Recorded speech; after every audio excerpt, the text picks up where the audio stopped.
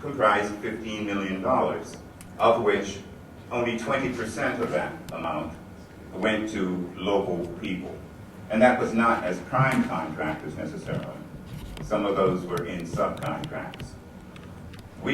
And we are now eager to begin to utilize and apply this database to the benefit of all of you.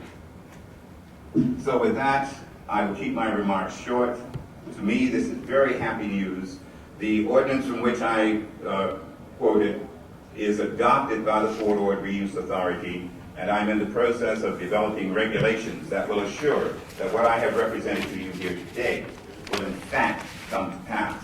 I didn't write hundreds of pages. I just tried to keep it simple so that as you are included in the contracting process, be it as a construction person or a service provider or whosoever, whatever your type of business, that you will have a common sense, user-friendly set of regulations to understand what we expect of you and what you can expect of us in the way of processes. So again, with my thanks to all of you for attending and to all the sponsors for your effort in getting here and participating in this conference. And I hope this is only the first of many, because we must learn to do business. There are many things we must know to do business.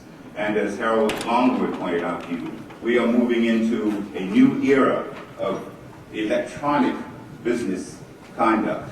You're going to have to learn how to do business electronically. And while we here locally perhaps aren't going to be as dependent on that immediately, we will too move into electronic means of doing business.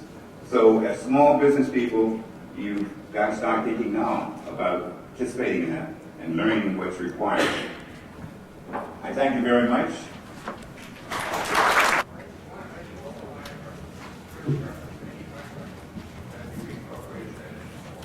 Right. As a matter of fact, the quote from the code, in terms of local preference, the 80% of the workforce connected with FORA contracts must be local, and 50% of all the subcontractors that we award contracts to must be local. Does that answer your question, Tom?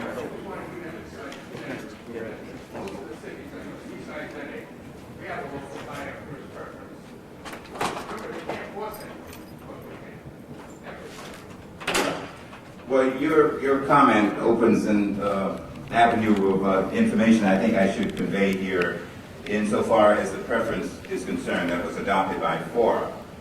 FORA is comprised of several jurisdictions, 7 cities and numerous entities like the University of California, Bureau of Land Management, etc. Well, insofar as the cities are concerned, who sit on the board of FORA, they evolved this document, this code, and they have indicated a willingness for each of their individual cities to adopt the FORA local procurement code as their city's policies. So what this means is that as FORA takes title to property from the Army and passes it through to local jurisdictions, that this policy will run with the title of the land. So that means that in the build-out period of 50 years, that